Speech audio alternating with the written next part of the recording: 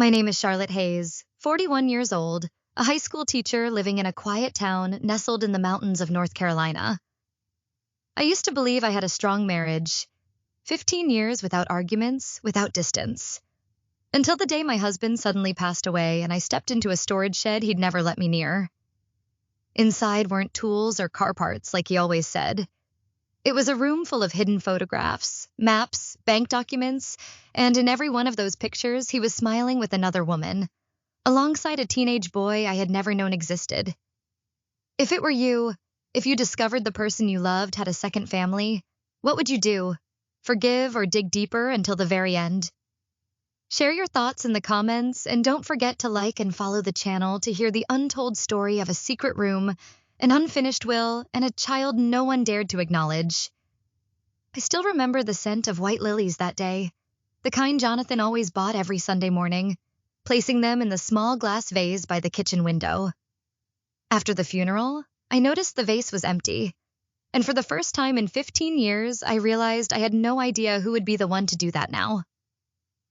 Jonathan was the kind of man who made others feel safe simply by being present, always on time, always polite, never raised his voice, never made me worry about things like bills, contracts, or bank accounts.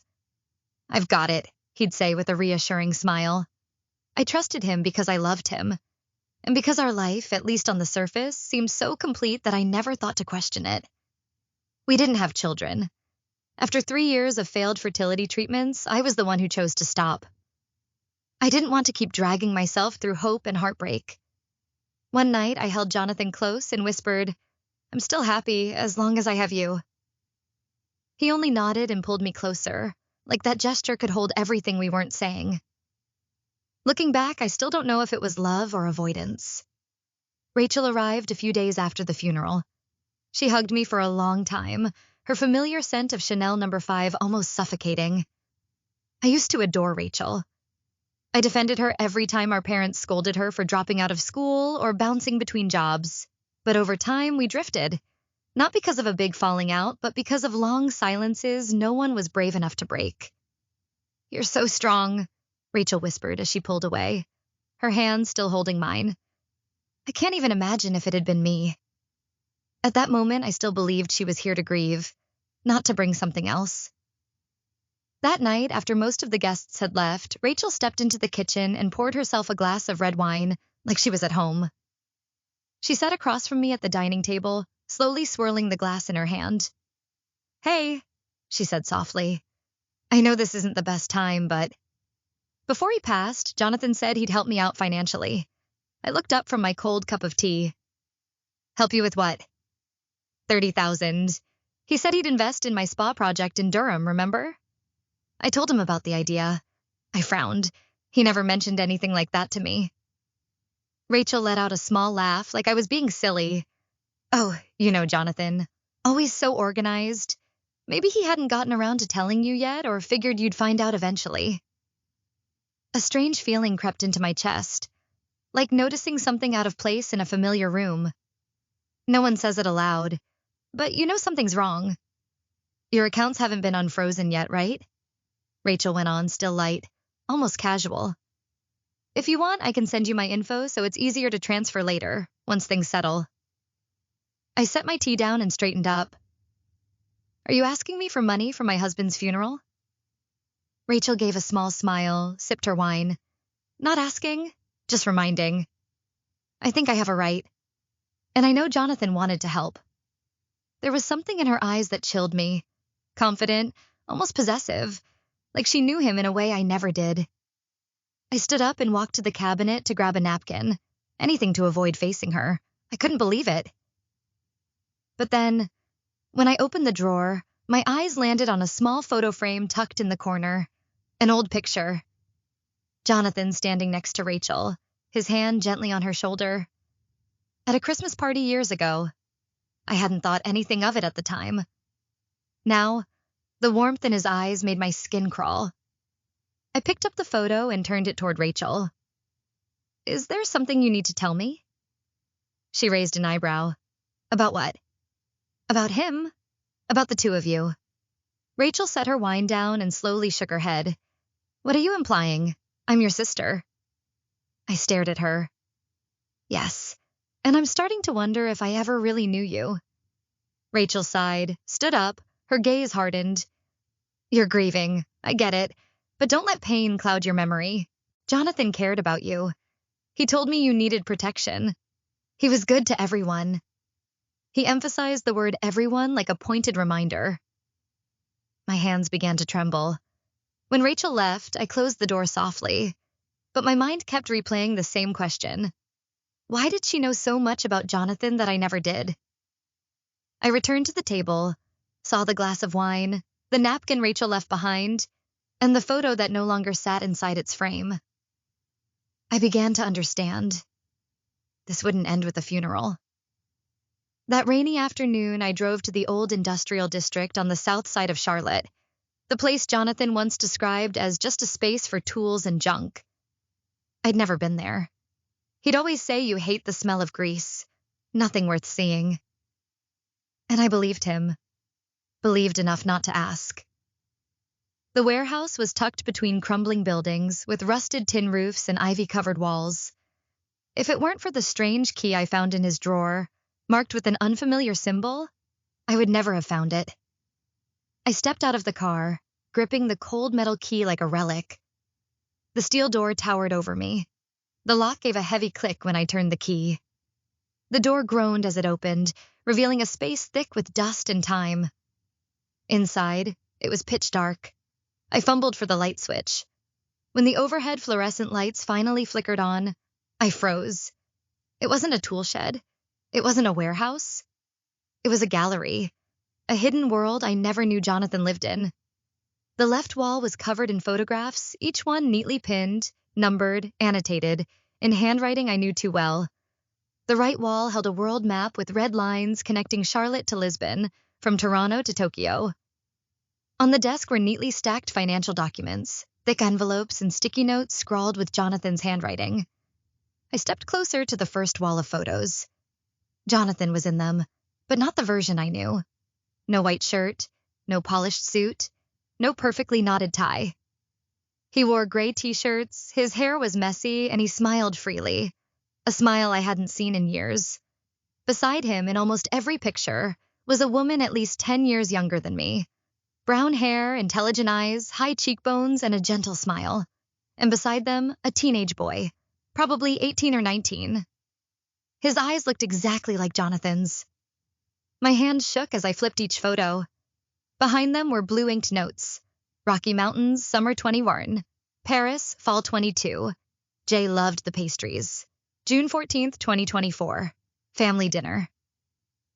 Then I saw a framed photo in the corner, silver-edged, taken at an Italian restaurant.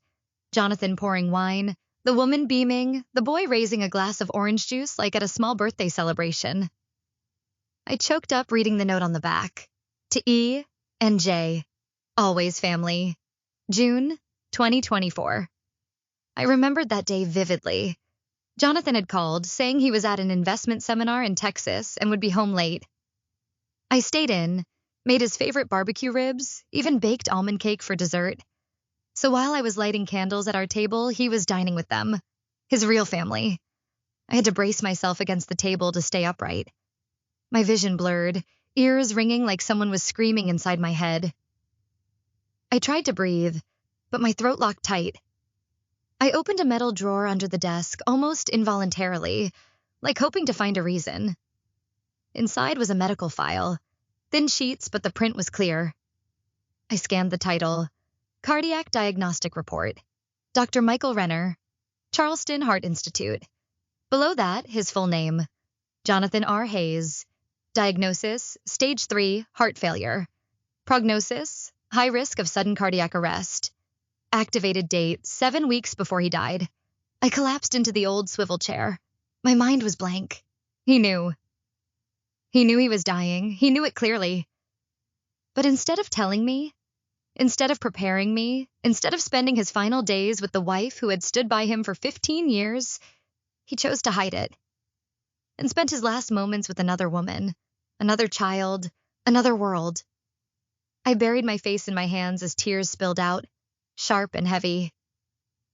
Not because I was betrayed, but because I no longer knew who I was in his life. A wife? A partner? A piece in some performance? Rain pounded against the metal roof. The room seemed to go still. It was just me and the fragments of a life I had never been invited into.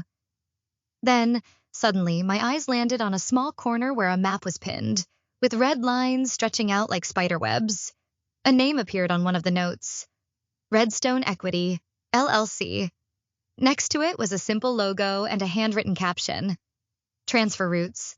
Clean slate for E and J. I read it again softly. Clean slate. A new beginning. But whose beginning? And where was I in that design? I got to my feet and started photographing every detail I could. Pictures, records, documents, every scribbled note. I didn't trust anyone anymore. I wasn't sure what was real. Outside, night had fallen completely, but I was still standing there. In the room my husband had once forbidden me to enter. And now, every photo? Every piece of paper in that room? Didn't just reveal the truth about one man? It opened the door to something I had never dared imagine. I wasn't the only one Jonathan left behind. I didn't sleep that night. Every time I closed my eyes, the images from that room returned. Jonathan's smile next to that unknown woman. The tenderness in his gaze toward the young man who looked so much like him. The more I thought about it, the more I felt like a stranger in my own life. I turned on the kitchen light and poured myself a glass of water, but my hands shook so much I had to sit down to keep it from spilling. The house suddenly felt unfamiliar, like I was living in someone else's space. Then came a knock at the door. At first I thought I imagined it. But the knock came again, gentle but firm. I glanced at the clock, nearly midnight. I hesitated for a few seconds, then walked to the front door, gripping my phone tightly. When I opened it, the young man from the photographs was standing there. Tall, slim, eyes steady but not confrontational. His curly hair was damp with rain. No hat, no umbrella. "Are you Charlotte Hayes?" he asked, voice low but soft. I nodded, one hand still on the door, the other clutching my phone. "I'm Jackson. Jackson Harper." He took a deep breath as if bracing himself. Jonathan Hayes was my father. I don't know how long I stayed silent. The wind swept through the porch and I shivered. Finally I spoke, my voice raw from tension. "And how old are you?" 20, Jackson replied, eyes locked on mine. "I'm a third-year law student at UNC Chapel Hill." I looked into his eyes, and somehow I believed him. Not because he said it clearly, but because of his eyes.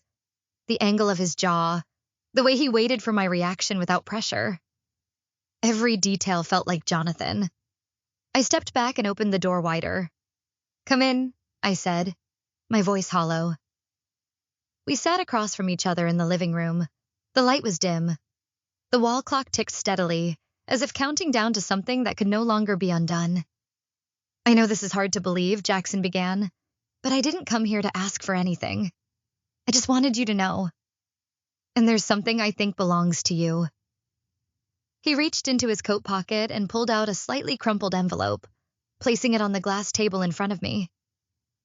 I looked at him, then picked it up. The envelope was thick, heavy, and carried that faint hospital scent. Paper and antiseptic. I opened it. Inside was a handwritten will. Yellowed paper, unmistakable handwriting. Jonathan's, from the very first line. If I don't get the chance to formalize this, trust the boy. He did nothing wrong. "Charlotte, you are still the only one I trust with the key. Redstone Equity, the account at First Bridge, savings book number 2874, and the sapphire necklace. All encrypted the way you like. If things fall apart, look inside. I trust you'll know what to do." I gripped the paper tightly, my chest pounding. Jonathan had known. He knew everything would come to light one day, and that I'd be the one left to face the wreckage. I looked up at Jackson. "Do you know anything about Redstone Equity?" He shook his head. "Not much. My mom, Lise. Never dealt with the money side. My dad kept everything separate. But I heard him mention clean money channels, and that if he didn't make it, everything would go to the one he trusted most." "I think he meant you." I gave a dry laugh, uncertain if it was bitter or broken. Funny, I was the one sleeping next to him every night, and I knew nothing. Jackson studied me for a moment. I grew up waiting, he said. Waiting for him to show up on Saturdays. Waiting for texts.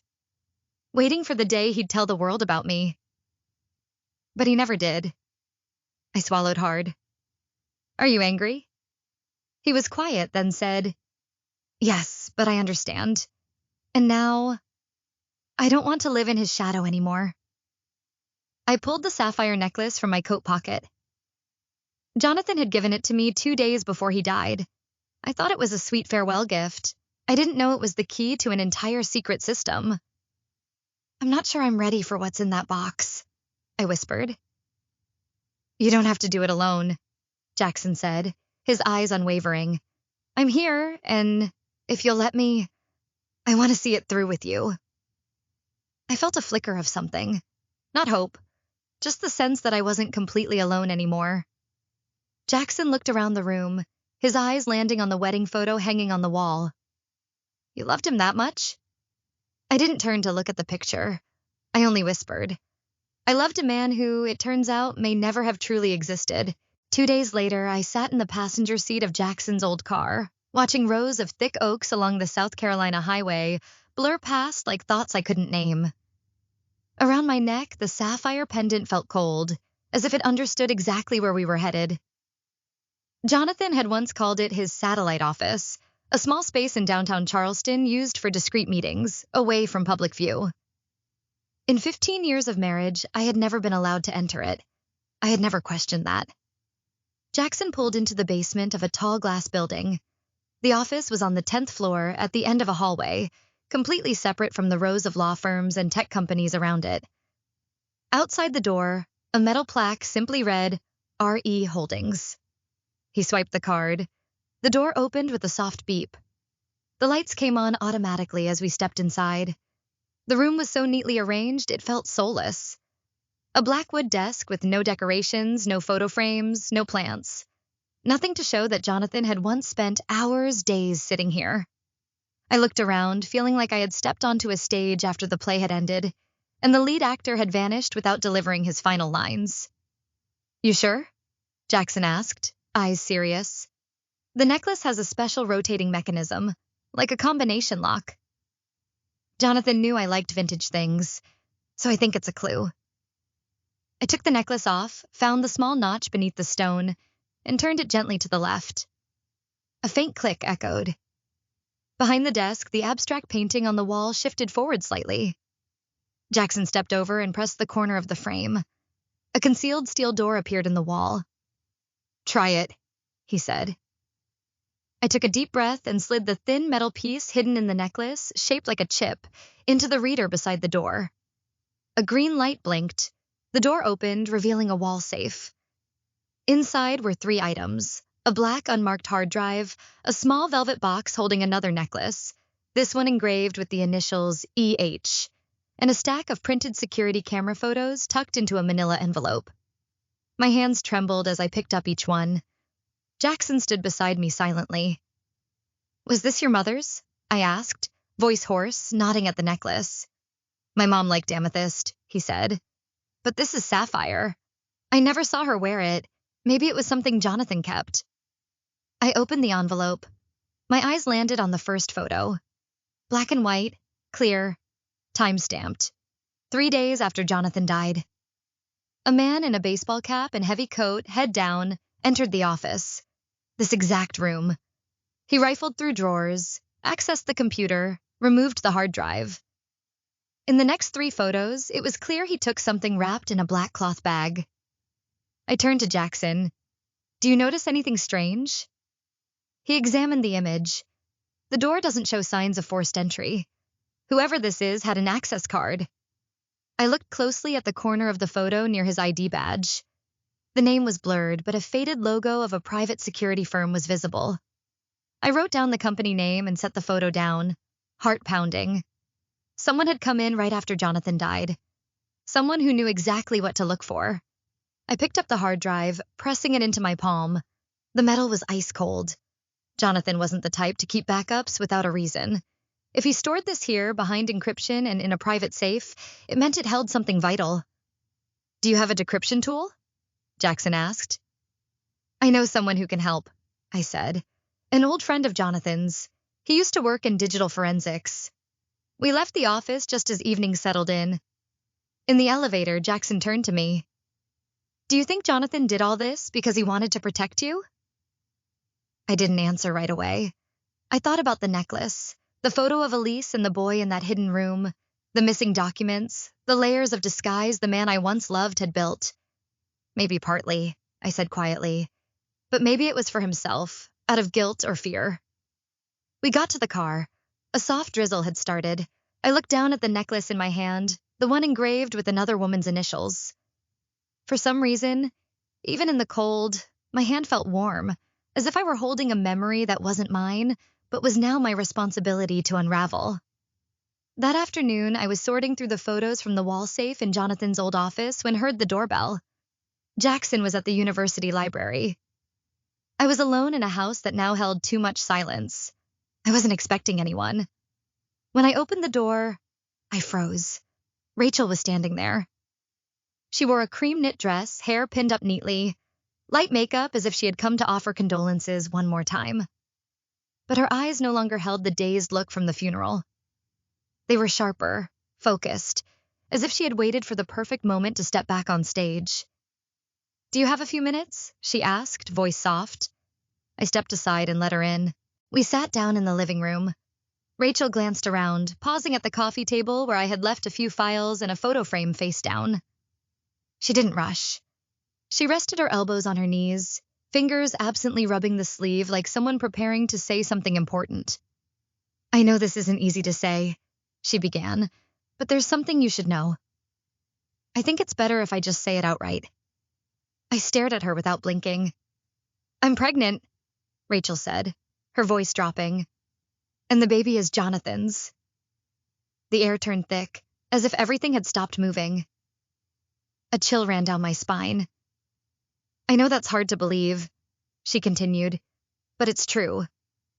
Jonathan and I, well, we reconnected about a year ago. It wasn't planned, it's just he always cared about me. When I was unemployed, when my ex dumped me, he was there. I clenched my hands in my lap, nails digging into my thighs through the fabric. And you thought that gave you permission to sleep with my husband? I asked, voice like ice. Rachel sighed. I'm not here to fight. I just wanted you to know. And because this involves the will, the assets. No, I cut in. There's no mention of you in the will. Jonathan clearly stated provisions for his son, the one he never had the courage to tell me about for 15 years. Rachel tilted her head, a faint smile on her lips. What about the baby I'm carrying, Charlotte? It's part of the Hayes bloodline, too. You can't ignore that. I remained still, unable to move or think. Not because of her words, but because of her expression. There wasn't an ounce of remorse in her eyes for betraying her own sister. What do you want? I asked. Rachel blinked slowly. I'm not looking to start a war. I just think, if you could set aside a small portion, something from the Redstone Equity Fund, maybe, then everything could stay quiet. I don't want this to end up in court. You just walked into my home, admitted you slept with my husband, got pregnant by him, and now you're saying you don't want to make a big deal? Rachel shrugged. The world runs on reality, Charlotte, not emotions. Jonathan's gone. A handwritten will isn't valid. If I take this to court, the law will side with the child. You're right, I said slowly. The law might side with the child, but not with you. Rachel rose slowly and drifted toward the table, her gaze flicking over the stack of files. So what did you find? She asked, dropping the softness. A hard drive? Photos? Some of Jonathan's little secrets he never told you? I found the truth. Rachel let out a short laugh. Truth doesn't feed anyone, Charlotte. Only money does. She turned toward the door, then paused and laid a hand over her belly. Believe it or not, this child is still family. One day they'll want to know why the adults were so cruel. He stared at her. You want to play that card, Rachel? We can take this all the way. She shrugged. Thing is, you're not the only one who knows how to go far. Jonathan taught me how to get what I want. She stepped out, heels tapping softly on the porch. But before she left, she turned back, eyes holding something strange. Not regret. I guess I wasn't the one he chose in the end, but I was the one he couldn't let go of. The door clicked shut, and it felt like every ounce of air had vanished from the room. I sank into the chair, my stomach twisted. Not from jealousy. I genuinely believed Jonathan had known exactly what Rachel was capable of, and he let it happen anyway. I lowered my head, my hand resting on the sapphire necklace. It felt colder than ever. And now I wasn't sure if it was a symbol of love or the final key Jonathan had left behind to fix what he didn't have the courage to face while alive. I don't remember exactly what time I called Claire, only that my hand was shaking so badly it took 3 tries to dial the number correctly. I needed her. Not just for the hard drive, but because if I was going to unlock the truth, I didn't want to do it alone. Claire arrived in less than an hour, the same composed woman I'd always known. Hair neatly tied back, her personal encrypted laptop in tow, and the seasoned eyes I once leaned on during other years of crisis. But nothing was like this time. Jackson was already waiting in the living room, documents from Jonathan's office neatly laid out on the table. The house was strangely still, like even it was holding its breath. "I'm ready," I said, placing the hard drive on the table. Claire nodded. "This one uses dual-layer AES encryption. But if what you said is true, that Jonathan worked in international investment funds, then I'm sure he left some kind of back door." Jackson looked at me. "Could it be? The necklace?" I took off the sapphire necklace and opened the hidden compartment I had used earlier to unlock the safe. Inside was a tiny string of numbers and letters etched in laser-thin font. "Mercy 747, VSCH. I read it aloud. Claire typed in the sequence, a soft ping sounded, and the screen turned black, then displayed a single folder. Legacy. I glanced at Claire. She double-clicked it. Inside were 3 items. 1. Offshore accounts. 2. Contract. 3. Final message. Claire opened the first folder. The screen filled with PDFs, long lists of bank accounts from Switzerland to the Cayman Islands, transfer funds, authorizations, quarterly reports. The numbers? I didn't dare read them aloud. Every line represented a part of a life I had never touched. A secret life, sophisticated, structured, and carefully concealed. "All of these are under Redstone Equity," Claire said. "But there's a new branch that split off last year. It's called EverWest Partners. Have you ever heard of it?" I shook my head. "No." "Then he never intended for you to know," she said, her voice tinged with sadness. We moved to the contracts folder, scans of asset transfer agreements, some signed by names I'd never seen before, but others clearly bore the name Rachel Hayes. "She signed contracts to receive assets from Redstone Equity?" I asked, eyes narrowing. Claire pulled the file closer. "No. These are temporary authorizations." Jonathan redirected profits from one project into her name to legitimize domestic investment, most likely to cover for withdrawals from another account. I exhaled sharply. She once said Jonathan taught me how to get what I want. Looks like that wasn't an empty boast. Finally, I hovered the mouse over final message. A video icon appeared. I didn't click it right away. My heart skipped a beat. The screen faded in from black. The image was grainy at first, then sharpened. Jonathan. Faded shirt, messy hair. His face looked hollow, exhausted. His hands were clenched together on the desk as if gathering every ounce of strength to say what he'd kept buried too long. "Charlotte," he began, voice low and cracking at the edges. "If you're watching this, it means I never got the chance to explain." He lowered his head.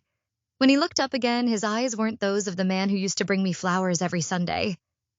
They were the eyes of a man who knew he had broken something that couldn't be fixed.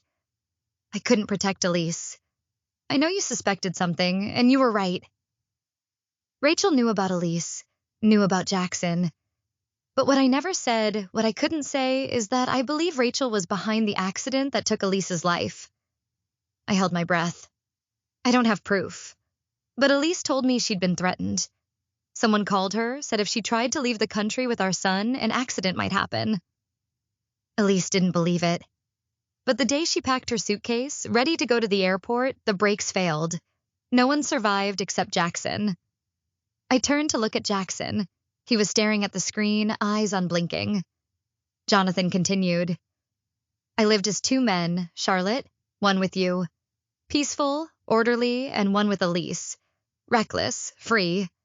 I was selfish, I loved you both, but I didn't have the courage to choose. So I let everything slip through my hands. He bowed his head silent for a moment. I left all the documents, everything Elise knew, everything she warned me about. If you found them, use them wisely. You're the only person I never wanted to hurt. And the last one I trust to make this right. Jonathan looked up, tears brimming in his eyes. The last time I saw him cry was when his mother passed. I'm sorry, Charlotte, for everything. The screen went black. No one spoke for a full minute. Claire gently rested her hand on mine. Jackson kept his eyes on the spot where his father's face had just been. I stepped outside, letting the silence follow me into the open air. The rain had just stopped. The ground was still wet, but the air was cool and crisp. I didn't know what I felt. Anger? Pity? Shame? No, it had all melted into something else entirely. Clarity. I knew now that I wasn't just a betrayed wife. I was a witness. The only living thread left between three people, Jonathan, Elise, and Rachel. And with that video, I now held the final confession, and the beginning of a confrontation I could no longer avoid. I chose a small cafe in the old quarter, where sunlight filtered through vines on the patio and the smell of pastries mixed with fresh coffee, a place peaceful enough to hide the storm that was about to break. Rachel arrived on time. She wore a pale blue maternity dress, held a glass of orange juice, and smiled as if nothing could touch her. Runch, you invited me? She asked, tilting her head. Color me surprised. I nodded, pulling out her chair. I thought we should talk. Woman to woman. She laughed. As sisters? Or as two women who loved the same man? We started with small talk. She asked if I planned to sell the house. I asked what name she had chosen for the baby. Neither of us mentioned Jonathan. Neither of us touched the waffles on the table. At last, I reached into my purse and placed a small plastic box on the table without a word. Rachel looked at it like it was a blade. What's this? Documents, I said. About Jonathan, Elise, Jackson, and the things you thought no one still had. She leaned forward, ready to grab it. I set my hand on top of the box, stopping her. She looked up. Her face had started to lose color. I'm not handing this to the police, I said. Not going to court, not calling the press. She narrowed her eyes. Then what do you want? I want you out of Jackson's life. I want your child to be born without shadows hanging over it. I want you to understand. I'm not here for revenge, but if you come near us again, I won't stay silent. Rachel scoffed, but I saw her fingers tremble. And what do you think you can do? I don't need to do anything. I just need to hit send on an email. She fell quiet. The smugness vanished from her face. Her eyes now held something sharper. You think you're better, she said softly. You think forgiveness makes you noble? No. Forgiveness is something I'm still learning, but I choose to let go. Not because you deserve it, but because I refuse to imprison myself in anger anymore. She pressed her lips together. And Jonathan, you think he chose you? No, I said. He didn't choose either of us. He chose cowardice. And in the end, we both lost. Rachel sat still for a moment, then whispered, You'll never understand what he saw in me. Maybe not, I said. But I do know this. If he were alive and saw you still threatening people with silence, he'd be more disgusted by that than by any mistake he ever made. I stood, picked up the box. I'm keeping the original. If you want a copy, I'll send a redacted version. But don't forget, I'm not someone you can manipulate anymore. I left the cafe first, without looking back. When I arrived home, my phone started buzzing in my bag. An unknown number. I nearly declined the call, but something made me pause. This is Charlotte. There was silence on the other end, then a soft female voice, barely above a whisper. Charlotte, It's me, Elise. I froze. My heart stopped. I grabbed the edge of the table, staring blankly into space. Elise? I repeated, unable to believe what I was hearing. Don't hang up, she said. Her voice was faint but steady. I know it's hard to believe, but I'm alive, and I need to see you. Not just because of Jackson, but because of the truth Jonathan never had the courage to tell. I drove to the place Elise had suggested the next morning, a small diner by the old ferry dock in Beaufort, South Carolina. The place was strangely quiet, as if time had forgotten it. The morning air by the sea was cool, the smell of salt mingling with toasted bread from the kitchen. Elise was sitting on the patio, wearing a wide-brimmed hat and sunglasses. She looked slim, careful, like someone always ready to walk away if something felt wrong. I approached, my heart still pounding. She removed her sunglasses, and I recognized those eyes instantly. The same ones I'd seen dozens of times in Jonathan's secret room, in the photos plastered across the wall. You're Charlotte, Elise said first, her voice gentler than I'd expected. And you're the woman I thought was no longer alive. We looked at each other for a long time. Not like two women who loved the same man, but like two survivors of the same storm. Where should I begin? Elise asked, placing her hand over the untouched coffee cup. Start with the day of the accident, I said, and why you had to disappear. Elise nodded, gazing out at the sea. That day, I was getting ready to take Jackson away. I'd bought plane tickets to Lisbon, booked a temporary hotel for us. Jonathan knew. He didn't stop me. He even gave me access to a separate account. Just hadn't transferred the funds yet when everything happened. She paused and pulled a small USB drive from her purse. The day before the crash, Rachel came to see me. She told me I should reconsider if I wanted to stay safe. I don't know how she found out my plan, but she made a clear threat. Luckily, I had been recording. I installed a tiny camera in the car after being followed previously. I took the USB with both hands, feeling like I was holding a piece of truth that had been distorted for years. Elise wasn't lying. I saw it in her eyes. There was no pleading, no manipulation, just the exhaustion of someone who'd lost everything and had to rebuild from ruins. The crash happened the next morning, Elise continued. I survived, but I was badly injured, 3 surgeries, temporary memory loss. By the time I woke up, Jonathan was gone. Rachel had vanished, and I understood. If I came back, I wouldn't just lose my son, I might lose my life. You changed your name? I asked. Yes, Elise said with a faint smile. And my entire life. I moved to Key West, worked at a small bookstore. Jackson knew I was alive, but I asked him to keep it secret. I was afraid that if Rachel found out, she might do something reckless. I nodded, a tightness forming in my chest. Not because I pitied Elise, but because I had once lived in peace, inside the illusion of a happy marriage, while others had to hide for their lives from the man I called my husband. I don't blame you, I said slowly. In fact, I think, if I were you, I might have done the same. Elise looked at me, her gaze softening. And Rachel? How much does she know? I've confronted her, I said. Put the evidence on the table. I didn't go public, but I made sure she understands. If she comes near any of us again, I won't stay silent. We sat in silence for a while. The sun rose higher. The sound of waves echoed in the distance. What will you do next? Elise asked. I'm handing everything over to my attorney, I said, to make sure you and Jackson are legally protected, to make sure no one, not even Rachel, can use the baby she's carrying as leverage ever again. Elise smiled gently. Jackson loves you, she said. He once told me, you're the only person who ever listened to him without asking for something in return. My eyes stung. He's lost too much. I can't replace you, Elise. But if he wants to stay, I'll make sure he never feels alone again. We said goodbye with a brief hug. No grand speeches, no over-explanation, just a quiet acknowledgement that although each of us carried different grief, we were stepping out of the same shadow. That afternoon, I brought the USB and all remaining documents to Marcus's law office.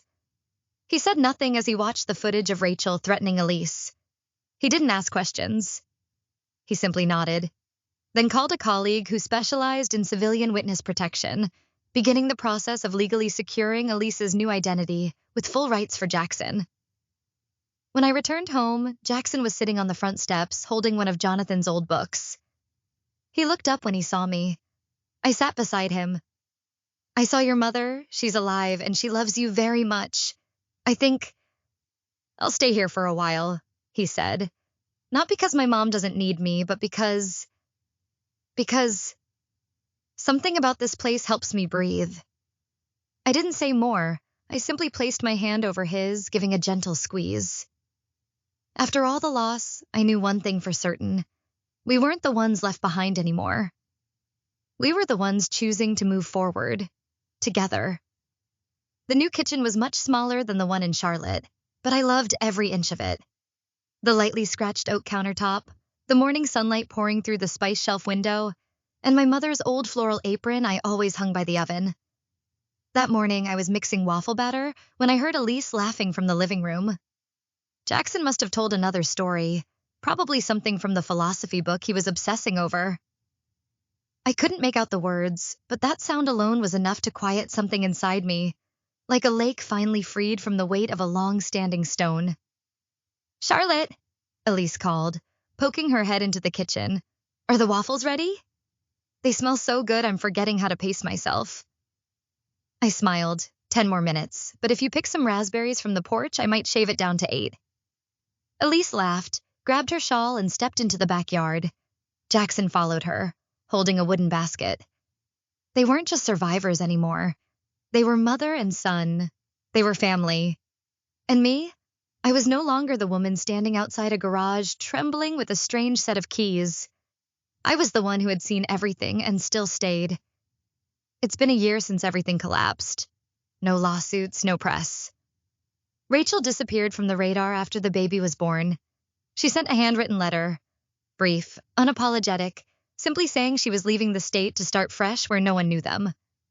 I left it unanswered. But I hid it, as a reminder of the woman I used to be, and no longer was. The baby was born in the spring. A girl, brown hair, eyes black as coal. Rachel named her Nora. I never held her. But I did visit the hospital once, quietly standing behind the nursery glass, watching the little one stir inside her blanket. Peaceful, unaware, breathing in a world not yet touched by truth. That night, I went straight to Marcus, my lawyer. "I want to set up a trust," I said. "The beneficiary's name is Nora Hayes. Activation age 21. No conditions." Marcus looked up from his folder. "You want to exclude the child's mother from any control?" "Absolutely," I replied. "And I'm not doing this for Rachel." He asked nothing more. I didn't need Rachel to know. I only needed Nora to grow up differently.